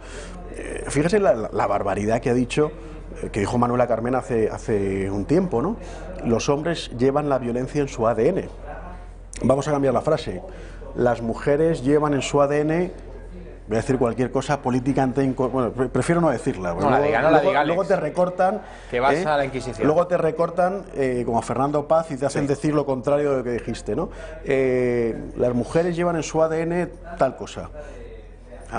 Sería un escándalo, etcétera. En cambio, la alcaldesa de Madrid dice una barbaridad como que los hombres llevamos en el ADN la violencia. Que la violencia está encardinada en el ADN masculino. Exacto, y no pasa absolutamente nada, ¿no? En fin, es una doble vara de medir, es un engaño y bueno, pues luego lo que pasa es que sale como esto de infancia libre. Lo que pasa es que sería interesante ver en cuántos medios de comunicación plegados a la ideología de género sale esta noticia y le dan la cobertura que realmente merece. Le han dado en el diario El Mundo, que por cierto no es un medio de comunicación que haya combatido, esté combatiendo la ideología de género, ni mucho menos. Claro. Es un periodista suyo y claro, es lo que he dicho, que muchos periodistas ahora están abriendo los ojos porque han visto el caso de un compañero, un caso real, cómo ha sufrido las mentiras y las denuncias falsas de su expareja que secuestraba a su hija durante casi 2 años. Sí, bueno, pero eso es un corporativismo. Esta es la punta del iceberg de todos los casos que nos podemos encontrar. Por cierto, la llegada de Vox a Andalucía, aunque no está en el gobierno andaluz, pero otorgó esos 12 escaños a Ciudadanos y Partido Popular para desalojar al PSOE después de casi 40 años en el poder. Una de las cuestiones donde pusieron el foco de luz los chiringuitos. Fue los chiringuitos. Claro. ¿Y qué descubrimos en Andalucía? Que el 97% del dinero que se destinaba a políticas de género iba a parar a asociaciones feministas y solo el 3% a mujeres maltratadas. Supone que es una ley para respaldar y para proteger a esas mujeres que son víctimas de esa violencia, de esos degenerados, pero solamente el 3%. Es decir, todo el presupuesto va a colocar a tu gente, a tus amigotes. Claro, y hacer lobby permanente y tratar de que esas ideas sean hegemónicas. O sea, Javier, es atroz, es absolutamente vergonzoso y sobre todo el silencio y la anestesia que hay en la sociedad, donde con cierta frecuencia sale el político de turno diciendo vamos a aumentar la inversión para evitar la violencia de género, etcétera, etcétera, ¿no? Y la sociedad aplaude porque es lo políticamente correcto. Yo creo que te ponía un ejemplo hace unas semanas. Y vamos a ver, cualquier caso de violencia de género, con que hubiera un maltrato a una mujer o a un hombre, ya sería demasiado. Ojalá no hubiera ninguno, ¿no? El año pasado fueron 60 y pico las mujeres que fueron asesinadas por sus parejas o exparejas, ¿no? Insisto, un solo caso sería atroz. Y se destinan un montón de recursos, de personal, de ONGs, de asociaciones, etcétera. Bien. En España al año hay, creo que es cerca de 4.000 suicidios. ¿Cuántos medios se destinan a aquellas personas que tienen una angustia vital y se quieren suicidar? Estamos hablando de, insisto, casi 4.000. Es decir, muchísimos más que las 60 y pico mujeres, que vuelvo a decir, para que nadie se rasgue las vestiduras, que evidentemente una sola mujer, no ya que la hubieran asesinado, sino que hubiera sido maltratada, sería demasiado. Pero proporcionalmente, entre 60 y pico mujeres asesinadas en el año 2018 y casi 4.000 personas que se han suicidado en España en el año 2018, hombre, aunque solamente sea numéricamente, hay un problema mucho mayor. Yo, como periodista, yo me planteo, ¿por qué todas las políticas van encaminadas mayoritariamente al tema del feminismo y a la violencia de género y no a ayudar a las personas que se suicidan, que es un auténtico drama de proporciones mucho más grandes? Sería interesante saber por qué eso es así. Alex, hemos conocido hoy a través del diario El País, que sé que es tu diario de referencia, bueno, tu favorito, uno de ellos, lo lees todas las mañanas. Uno de ellos. Un colegio público de Ripollet, provincia de Barcelona, ha prescindido en las aulas de asignaturas y en el patio de la pelota. Ahí lo estamos viendo. El colegio público que ha desterrado la pelota. El Martinet, un centro público de Ripollet, tiene un proyecto pedagógico innovador, dice El País, sin asignaturas ni balones, y lucha contra la administración para eliminar la cancha de su patio. Prohibido jugar al fútbol y todos, entiendo, ahí a plantar. Luego, en el cuerpo de la noticia he leído, Alex, que los niños solo comen frutas y productos veganos. No pueden nada de bocadillos, nada de dulces, nada de bollos y nada de jugar al fútbol. Claro. Sí, sí. Es, o sea, te imponemos lo políticamente correcto, ¿no? O sea, te imponemos esto que es bueno para ti. Oiga, pero es que yo, no, pero esto es bueno para ti, yo te digo que esto es bueno para ti y tú lo haces, ¿no? Con el tema del veganismo está ocurriendo una cosa... Prohibido un bocadillo de chorizo. Sí, bueno, por supuesto. Y por supuesto, Javier, vamos hacia la prohibición de la carne. Eso que algunos dirán, es imposible. Yo eso aún no lo veo, bueno, Alex. Vamos hacia la prohibición. Sé que a alguno le gustaría, pero parcial. Es que no lo veo. ¿Sabes cuál es la última moda, por lo visto, he leído entre los veganos? Por menos habría guerras. Bueno. Si tú le dices a tantos millones de españoles que consumen carne todos los días, que no se puede comer carne. Tú le dices hace 15 años a los españoles, hace 10, 15 años les dices... Lo de fumar. No solo de fumar, que por ejemplo va a haber una presión tan fuerte para prohibir los toros y que se iba a conseguir que en una comunidad autónoma como Cataluña o como las Islas Canarias se prohibieran los toros. O sea, no te digo ya apoyarlo o no apoyarlo, los toros, la tauromaquia, que sabemos por ejemplo que es una industria que mueve muchos más millones que el cine español, que genera muchos más beneficios que el cine español, que tiene muchas más personas trabajando y que viven de la tauromaquia, y sin embargo se quiere prohibir, mientras el cine español, por ejemplo, sea el que sea, siempre que sea de la línea progresista, está bien bañado en euros para promocionarlo, ¿no? Entonces, bueno, el tema de este colegio, bueno, pues noticia lo de los veganos. ¿Sabes cuál es la última moda he leído hoy entre los veganos? Me agarro la silla. Agárrate. Comer morcilla elaborada con su propia sangre. Me lo comentó una compañera. ¿Vale? Comer morcilla elaborada con su propia sangre. Bueno, oye, cada uno que se lleve a la boca lo que quiera, cada uno es libre. Pero bueno, la morcilla es de origen animal. Se supone que un vegano no come nada de origen animal. Salvo que sea tu propia sangre. O sea, si coges la morcilla del cerdo y la bañas en tu sangre, entonces sí. No, tiene que ser tu propia sangre al 100%. Entonces, es que ya llegamos al absurdo. Es decir, anatematizamos, satanizamos la carne por una especie de falsa piedad hacia los animales, y lo que hay de fondo es una cosa que yo creo que es una de las más dañinas que tenemos en la sociedad, que es la sensiblería. Es decir, es muy fácil ganar a la gente... El sentimentalismo, la sensiblería. Es decir, pues te ponen una foto, una imagen de un pobre animal sufriendo, etcétera, etcétera. Bueno, oye, pero tú, ¿es que acaso tú serías capaz de matar a... Oiga, mira, estoy comiendo un filete, no me creo una falsa culpabilidad. Entonces, pero uno ve, por ejemplo, en las nuevas generaciones, y por ejemplo, varios youtubers, chavales jóvenes y chicas jóvenes, que con cientos de miles o millones de seguidores, cómo están haciendo una campaña continua a favor del veganismo, y ellos mismos se están imponiendo, bueno, pues una serie de obligaciones, porque al final, Javier, esto es el nuevo credo, los nuevos pecados, las nuevas penitencias. Al final es una religión, es decir, hemos sustituido unos preceptos doctrinales, morales, por otros mucho más rigurosos, ¿no? A los cristianos, por ejemplo, oye, ¿por qué tienes que abstenerte de comer carne un viernes? Es ridículo, tal. Pues es que hay gente que está diciendo absolutamente suprimir la carne. Ni los cartujos, ni los monjes cartujos que viven con una austeridad inmensa, suprimen completamente la carne. Entonces, estamos yendo hacia una imposición de una serie de dogmas, de creencias, de credos, de pecados, de escala de valores, tremendamente intransigente.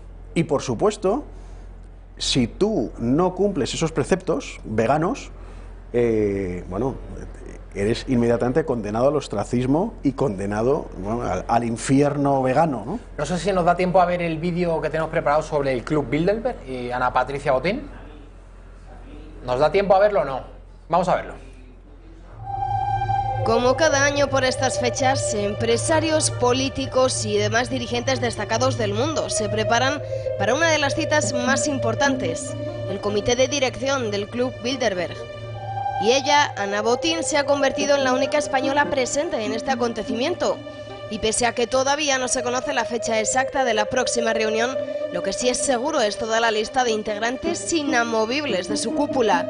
Y solo ellos elegirán a los invitados para la ocasión. En el caso de nuestro país, será la presidenta del Banco Santander quien tome el relevo de un ya habitual en estas citas, Juan Luis Cebrián. Solo 4 destacados dirigentes españoles han llegado a lo más alto de este club desde su fundación en 1954. Son Jaime Carvajal y Urquijo, expresidente de Ford España y del Banco Urquijo, Matías Rodríguez Inciarte, exvicepresidente del Banco Santander, el expresidente del Grupo Prisa, Juan Luis Cebrián, y ya también la propia Ana Botín. Todas las reuniones del Bilderberg tienen una regla en común. Los asistentes pueden utilizar la información recibida, pero no desvelar la autoría. Además, todos los encuentros se celebran a puerta cerrada, no existe una agenda detallada, no se proponen resoluciones, no se celebran votaciones ni tampoco se emiten comunicados con posiciones concretas. Entonces, ¿será verdad eso que dicen que el Club Bilderberg se ha convertido en el verdadero gobierno del mundo en la sombra? El verdadero gobierno del mundo en la sombra, el Club Bilderberg. Ese es el objetivo. Ahí dicen que van a ser convenientemente adoctrinados los principales responsables económicos o políticos de cada país para seguir las líneas maestras. Un poco lo que Soros, cuando se entrevistó con Pedro Sánchez, cuando aprobó la moción de censura, la sacó adelante, sacando a Rajoy del gobierno de España. Sí. Ana Patricia Botín, bueno, presidenta del Banco Santander, que no es cualquier banco. No está mal, no está mal. O sea, 10 segundos, sale. Sí, nos tenemos que preguntar por qué ocurren las cosas en el mundo que ocurren, y es porque hay una agenda global con gente con mucho poder que marca esa agenda. Pues, Ale Navajas, yo aquí no marco ninguna agenda, pero muchas gracias por venir. Gracias, Javier. Volvemos mañana a las 6. Recuerden, si están hartos de la corrección política, este es su programa. Y recuerden que a través del torotv.com se pueden informar de lo que está sucediendo en el mundo. Los mejores análisis y la mejor información. Volvemos mañana.